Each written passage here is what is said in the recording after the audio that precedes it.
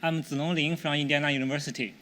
Today, the title of my topic is Demystifying Local Business Search Poisoning for Illicit Drug Promotion. First of all, let's look at this newly emerging drug promotion. In the past, many works have studied the online drug promotion.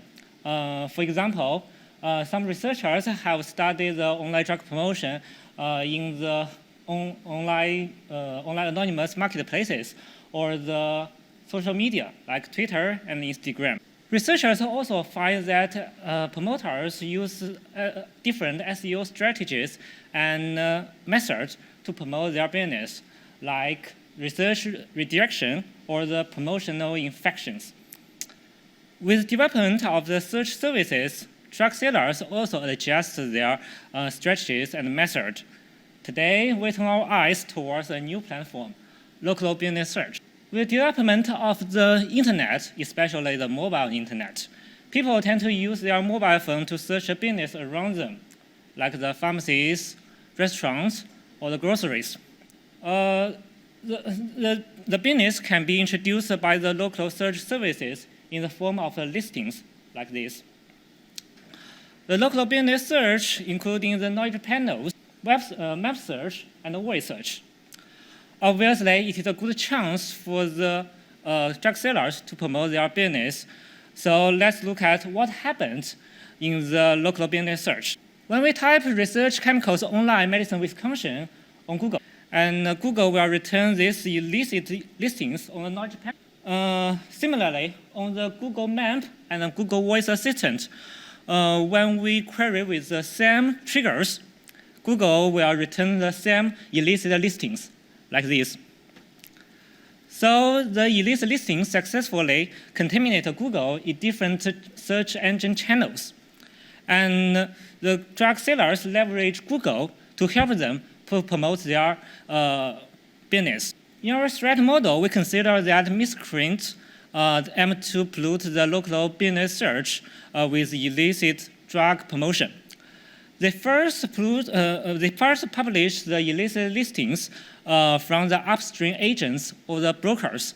Then they let these listings flow from the upstreams to the downstream search engines. Here, the upstream brokers are the companies that specialize in collecting listing informations and selling such informations to the search engines. And the brokers and the agents are the intermediary companies for drug sellers to help them publish and maintain their listings in the brokers or the search engine. Facing a problem brought by the illicit drug listings, we need to do something to understand and mitigate such threat. The first thing we need to do is to decide a method to detect these illicit listings from the listing collections of the data owners. And then we need to understand their impact and ecosystem of these illicit listings. In our work, we report the first systematic study on illicit drug promotion by poisoning local search results. Here, we will introduce our graph mining-based method for effectively and efficiently detect illicit listings. Our method is based on the observation as shown in this table. Miscreants would post the idols on many brokers with different business names, like the Cretin Detroit, and the Cretin High, and the Cretin Columbus. But they may reuse part of the connected information, like the telephone numbers in this table, in red. So can we leverage these characteristics to form a graph by connecting these listings with the relationship of sharing information? Of course, the answer is yes. If two listings share the same connected information, like the telephone number, we believe they are owned by the same promoters. This forms a strong relationship, and we use the strong connected edge with a higher weight to represent this relation in the graph. Meanwhile, if two listings share the same drug name or same terms or the promotion terms, we think they may have a similar promotion tendency. So we build the weak connection edge with a lower weight to represent this relationship in the graph. With this undirected graph, we designed the idle spread algorithm to detect this illicit listing. In this picture, the nodes represent the listing, and the thick line represents the strong connection, and the fine line represents the weak connection. In using this graph mining method, we can just use a small part of data to infer other large amount of data in the graph. Also, it is known to us and that some illicit drugs are legal in some areas of the United States, like the marijuana in Denver or the California. So we use a allow list or the areas to identify the truly illicit listings. To get a broad view of the ecosystem of these illicit listings, we extended our discover illicit listings with listing scanning services like the Yext. So to understand whether our method works, we evaluate our method. We crawled 94,000 listings from 8 data brokers with more than 1,800 drug and slang keywords. We manually labeled a small part of listings as the ground truth. The detection result show our method is quite effective and efficiently. And this discover illicit listings would help us to do a large-scale study. Leverage the detected illicit listings, we try to understand these listings and their impact. Here we will introduce our interesting findings. The left picture shows the amount of detected illicit listings in the 8 brokers. Info Group, Manta, and Europe are the top 3 sources of our detected illicit listing. In the view of drug, marijuana is the most popular drug in our listings, followed by the CBD oil and the research chemicals. The most interesting finding in our study is that the promoters leverage different strategies or methods to deceive or reach more consumers. The first one is phishing. In our detected illicit listings, we found 34 phishing idols using the same address as the legal places, like the legal pharmacies or even the theme parks. For example, we found a list that has a similar URL as the Walgreens pharmacies. Further study this listing, we found that it also uses the address of these legal pharmacies as its own address. With the popularity of voice assistants like Siri and Google Assistant, many promoters use natural language queries as a business name. It takes advantage of the fact that voice assistant users often use the natural language questions as their queries. So question format business name can easily match the voice queries by the assistants. To be introduced to the more consumers by the search services, the promoters try to add more city or country names in their business names.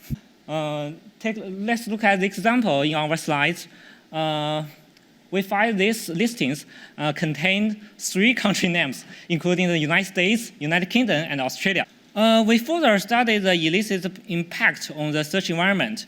We searched for the detected illicit listings on different search engine channels, including knowledge panels on web, voice, and maps. The search queries are the business name or the generated natural language queries.